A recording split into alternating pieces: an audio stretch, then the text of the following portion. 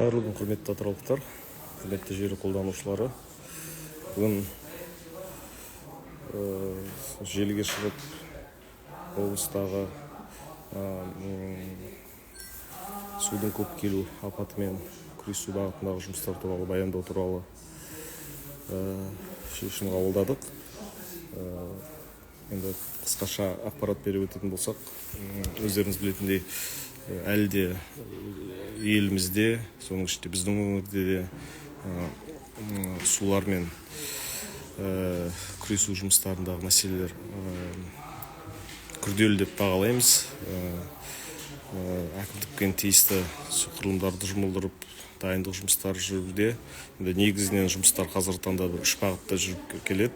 Бұл негізінен Қызылқоға мен Жылой аудандағы жағдайлар бойынша күні бүгінге Жылой ауданынан бастайтын болсақ 60 арнайы техникалар жұмыс жасап жатыр. Бұл Құлсары қаласы мен Аққыстау ауылында 2000-ға тарта еріктілер, ауылдың тұрғындары жұмылдырылған болатын. Кеше әкімнің тапсырмасымен түнде әскери құрылымдар жұмылдырылған болатын. 50 әскери қызметшілер Құлсары қаласының жағаларын бекіту жұмыстарына атсалысып келеді. Сонымен қатар Қызылқоға ауданында Тайсойған, Қарабау ауылдарында да әлде де судың деңгейі жоғары деп бағалаймыз. Ол жерде де 70-ге жуық әскерлер жұмыс жасап жатыр. Ауылдың тұрғындары өте белсенді көмектесіп жатыр. Өздеріңіз білесіздер, жалпы осы апаттың мезгілінде әсіресе қызылқоғалықтар өздерінің бір ерекше бірлігімен барлықтарымызды тамсандырып жатқан болатын.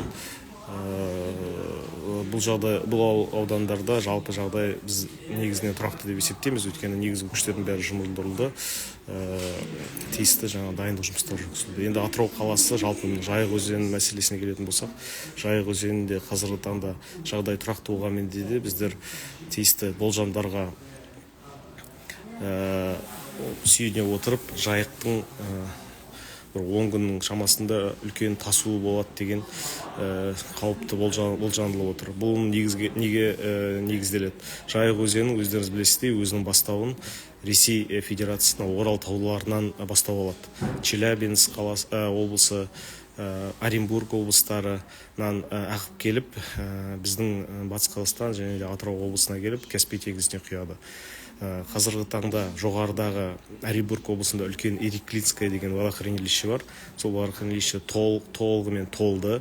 Қазіргі таңда ресейліктер өте көп мөлшерде суды төмен жіберіп жатыр. Бұның себебі водохранилище толды. Бұдан артық олар су қоймасын ұстай алмайды. Егер де әдетте жыл бойы 15.000 кубометр су, текше метр суды секундына жіберетін болса, осы соңғы бір аптаның ішінде бұл көрсеткішті 10 есеге өсірген болатын шамамен. Қазіргі таңда 1000-нің астам кубометр су тәулігіне ағып жатыр төменге. Қазірдің өзінде Батыс Қазақстан облысында төтенше жағдайлар жарияланды. Бұл жерлердегі бірнеше өзен көлдері бар ғой. Орал, Жайық өзені, оған Чаган, Деркөл атты өзендер құяды. Сол өзендердің бәрі толығымен толып, қазіргі таңда Орал қаласына үлкен қауіп төндіріп жатыр. Біздер де бұл судың бәрі айналып Индер, Махамбет аудандары Атырау қаласына келетінін болжап отырмыз. Соған байланысты осы аудандарда және де қалада жағаларды бекіту бойынша үлкен жұмыстар атқарылып жатыр. Әдетте осы көлемдегі және де судың келуі 1993-94 жылдарда болған екен. Соған байланысты бүгін облыс әкімі сол жылдар жұмыс жасаған ардагерлерді жинап, сол кезде сумен апатпен күресу бағытында қандай жұмыстар болғандығы туралы да пікір алмасып, тиісті ұсыныстарды қабылдаған болатынбыз. Енді су расымен де үлкен көлемде келеді деп ойлаймыз. 93-94-те қаланы сақтап қалған, сол ағаларымыздың еңбегінің арқасында. Дегенмен де қаланың маңына су шығып кетіп, автотрассаларды жауып, бүкіл ауыл шаруашылық жерлердің бәрі судың астында қалған болатын. Сондықтан да қазіргі таңда біздер дамбаларымызды, бекеттердің бәрін күшейтіп жатырмыз. Оған мемлекеттік органдардың күштері, әскери құрылымдардың күштері, төтенше жағдайлар департаментінің қызметкерлері, сонымен қатар компанияларында күштерін біздер максималды түрде жұмылдырып жатырмыз. Енді болжамды уақыт бұл 15-20 сәуірде бізде осы үлкен көлемде су келеді деп болжап отырмыз. Енді оған дейін максималды түрде дайындалуымыз керек. Біздер қазіргі таңда техникалардың бәрін тізімдерін дайындап жатырмыз. Сонымен қатар жаңағы құм, қапшық сияқты дүниелердің бәрін максималды закуптарын ұйымдастырып, осы алдағы 10 күн, 2 апта төңірегіндегі уақытты максималды түрде пайдаланып, қаламызды судан сақтап қалу бағытында жұмыстар атқарылуда. Штаб құрылды, штабты басқарып отырған облыс әкіміміз Серік Жамбылұлы. Штабтың құрамында барлық құзырлы мемлекеттік органдар, компанияның өкілдері бәрі де қосылған болатын. Енді өздеріңіздің бірқатар сұрақтар қойып отырған, соларға жауап беруге рұқсат етіңіздер. Бірінші сұрақ бұл рас па деген ақпарат болды. Енді жаңа айтып отқандай, біздер водохранилищедан және де төмен бізге түсіп келе жатқан судың көлемін есептеп отырып, расменде де қауіп бар екендігін растағымыз келеді. Бірақ мейлінше дұрыс дайындығымыз болатын болса, бұл қауіптан аман-есен өтуге болады. Халықтан қандай көмек керек дейді. Қазіргі таңда біздер бір күннен кейін нақты жоспарды жариялаймыз. Яғни қай учаскелер мейлінше рисктері бар, судың шығып кетуі мүмкін. Сол учаскелерге біздер компанияларды, мемлекеттік органдарды жұмылдырып, еріктілерді де сол жерге қосып, енді қапшықтарға құмды толтырып, сол жағалардың беттерін бекітуіміз керек болады. Әрине, ерікті түрде көмектескен азаматтарға біздер дайынбыз. Жақын арада еріктілердің штабын бұйырса ертең бір күндері іске қосамыз. Кім көмектескісі келеді, сол хабарласып, өзінің нақты учаскесі мен қажетті құрал-саймандармен қамтамасыз етілетін болады. Что с 19-й школы, откроется ли в сентябре? Понимаю, это вопрос не по теме. 19-я школа у нас капитальный ремонт, подрядная компания с Павлодарской области, очень проблемный поставщик, первый раз работает в Атырауской области. Мы долго судились, в суды все выиграли, сейчас определяем нового поставщика, там остался небольшой объем работы, надеемся к 1 сентябрю завершить. Атырау қаласына қауіп бар ма? Қауіп болуы мүмкін, егерде тиісті дайындық жұмыстар сапасыз жүргізілсе. Біздің мақсатымыз дұрыс деңгейде дайындық жұмыстарын жүргізіп, жағалардың бәрін бекітіп, қауіп қатерді болдырмау. Атырау облысына су келу қаупі бар деп жатыр. Жаңа жауап бердім бұл сұраққа. Ерік каналы бойынша айта кетсеңіз. Ерік мостовой каналы енді бұның ешқандай да бізге айтарлықтай көмегі болады деп есептемейміз. Өйткені бұл су толғанның өзінде де ерікке су құйылады да қайтып сол жайыққа түседі. Сондықтан да бұны бір суды алып кететіндей құрал ретінде бүгінгі жиналысқа қатысқан гидрогеологтарды бәрінде мойындады. Сондықтан да еріктің болғандығы, болмағандығы бізге аса қатты жәрдем болмау керек. Бірақ дегенмен де ерік каналы бойынша тазарту, нету жұмыстары жүріп жатыр. Аумин, жақсы тілектер білдіріп отқан азаматтардың бәріне ризашылығымды білдіремін. Жайыққа неше күнде жетуі мүмкін? Енді болжамды уақыт қазір Қазгидрометтің мәліметтері бойынша 15-20 сәуір аралығында бізге үлкен көлемдегі су келеді. Мектептер не болады? Атырау қаласында су келсе, балаларымыз мектепке болады, уайымдаймыз. Енді қаланың ішіне мейлінше кіргізбеуге біз жұмыстанамыз. Жалпы қаланың іші өздеріңіз білетіндей біздің набережнелер арқылы бекітілген ғой. Сондықтан да біздер қауіп деп қаланың пригородын аталамыз. Мысалға Бесікті, Алмалы, Талғайран деген тұстарда жағалар дұрыс бекітілмеген, яғни құммен бекітілген. Соларды біздер әлі де күшейтіп жатырмыз. Қаланың ішінен су кетіп қалады деген қауіпті қазіргі таңда көріп отырған жоқпыз.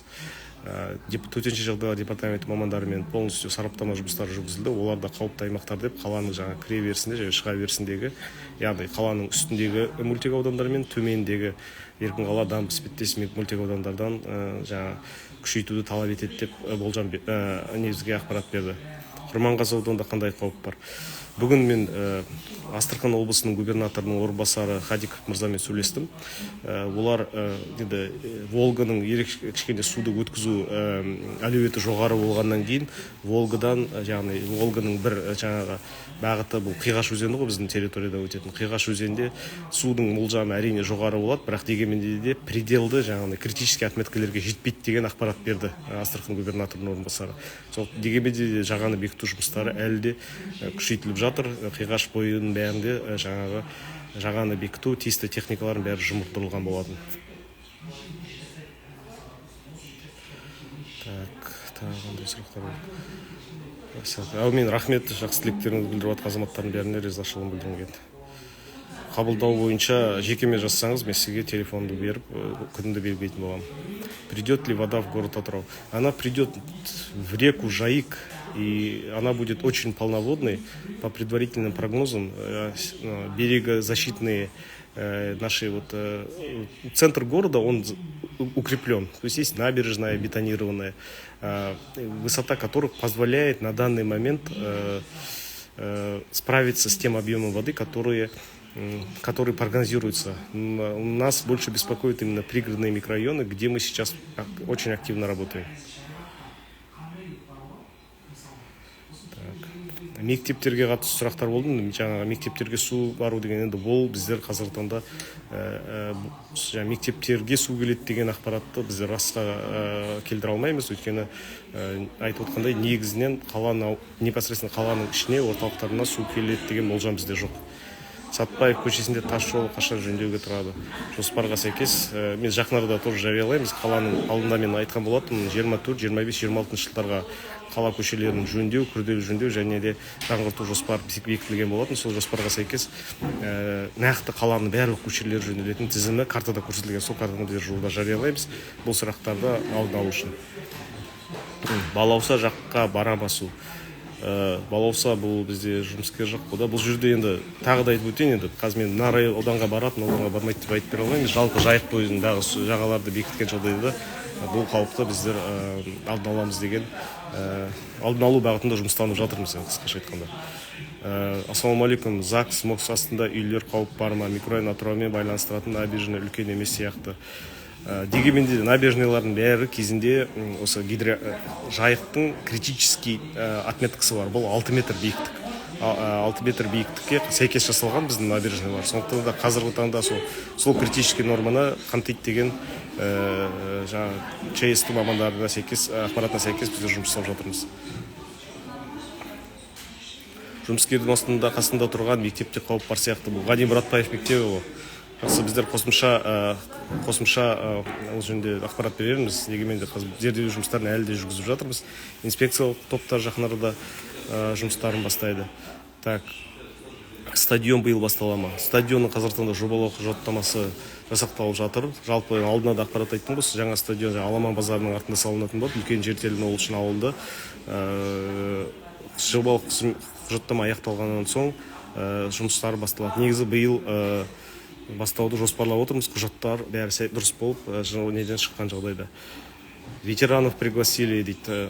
Бүгін облыс әкімінің бастамасымен 93-94 жылдар осы қаланы басқарған, су шаруашылығын басқарған азаматтардың бәрін шақырған болатынбыз. Ол азаматтар өте дұрыс жақсы ұсыныстар берді. Сол ұсыныстарға сәйкес жұмысты ұйымдастыратын боламыз. Қамтымаған кезде не істейсіздер? Жұмыстар басталады. Ассалаумағалейкум. Құрманғазы ауданында бір кішкентай қарындасымыз дойбыдан чемпион болды. Енді Азия чемпионаты жолдама облыстың спортынан ешқандай поддержка жоқ. Неге? Жекеме жазсаңыз, Ади, мен нақты аты жөнін бәрін көрсетіңіз, мен анықтап білейін. Бірігу жаңа қойымша. Рахмет көп жақсы тілектеріңізге. Атырау-Астрахань жолы биыл бітті ме екен? Бітеді. Қазіргі таңда 30 шақырым жол қалды, тек қана аяқталмаған. Қазіргі таңда біздер мамыр айына дейін аяқтауды жоспарлап отырмыз. Проезд береміз, содан кейін ол жолдың жағында екінші жасалатын жұмыстар бар. Бұл жаңа дорожный знактар, разметкалар, оның бәрі күзге дейін созылады. Сонда толыққанды қараша-желтоқсан айларында Атырау-Астрахань тапсырылуды жоспарланып отыр. Қазірдің өзінде Атырау-Астрахань біраз жақсарып болған өздеріңіз білесіздер. Сол жолмен қаптап жүрген азаматтар болатын болса, жолда қазір әлдеқайда бұрын Құрманғазы ауданына 4-5 сағат жүретін жүру жол уақыт алатын болса, қазіргі таңда 3 сағатта толықтай қаттайтындай мүмкіндік бар екенін білесіздер. Жолдың басым көпшілігі бітіп тұр. Шаңырақ бағдарламасы қашан болады екен? Қосымша хабарлармыз, мен қазір ақпарат жоқ менде. Құрметті атыраулықтар, құрметті азаматтар, жалпы осындай қарқынды жұмыстар жүріп жатқан туралы өздеріңізге баяндағымыз келгені, алдағы уақытта да осы болып жатқан жаңалықтардың бәрін өздеріңізбен бөлісіп отыратын боламыз. Ол жаңа айтқандай штаб бар. Қазір сағат 11-де облыс әкімінің төрағалығымен осы штабтың күнделікті бір апта бойы жиналыстары өтіп жүр. Сонымен қатар өздеріңіз білесіздер, қазір жаңбыр суларымен де күрес жұмыстары қарқынды жүзеге асып жатыр. Барлық облыстың басқармаларына қаланың 20 нүктесі, 20 микрорайоны бөлініп беріп, су сору жұмыстары осы бір апта бойы қарқынды жүрді. Біздің мақсатымыз үлкен су, жайықтың суы келгенге дейін қаланың ішіндегі жаңбырдан қалған сулардың бәрін сорып бітіріп қаланың сыртына шығару. Өйткені жайықтың келуімен жерасты суларды көтеруі мүмкін. Сондықтан да қазір бұл суды тез шығарған жағдайда жалпы өңірдің гидрологиялық жағдайына жағымсыз әсер беруі мүмкін. Сондықтан да өте маңызды қазір жаңбыр суларын бәрін шығарып тастау. Енді егер де дворларыңызда, көшелеріңізде көп су болатын болса, 109 желісіне өтінімдерді берсеңіздер, біздер қазірдің да бүкіл заявкалерді бір тәулік ішінде